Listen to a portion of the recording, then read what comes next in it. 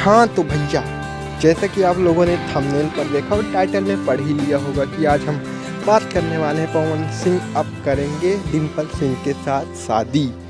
दोस्तों ऐसा हम नहीं, बहुत सारे फैंस लोग का मानना है।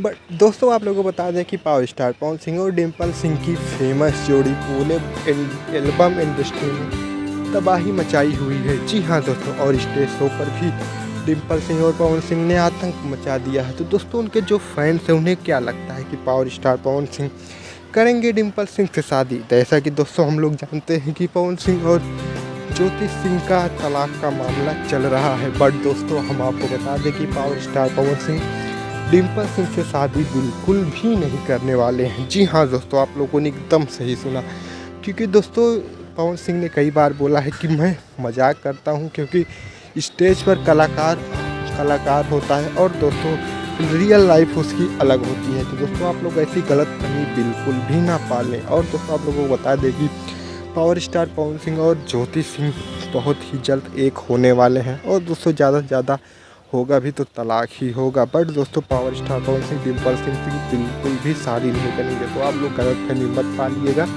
फिर ऐसे ही न्यूज़ जाननी है भोजपुरी से रिलेटेड तो हमारे चैनल को सब्सक्राइब करेंगे, और फिर मिलेंगे आप लोगों से हम नेक्स्ट वीडियो में। जय हिंद, जय भारत, जय भोजपुरी। संसार और पवन सिंह के सभी फैंस को शेयर करें इस वीडियो को।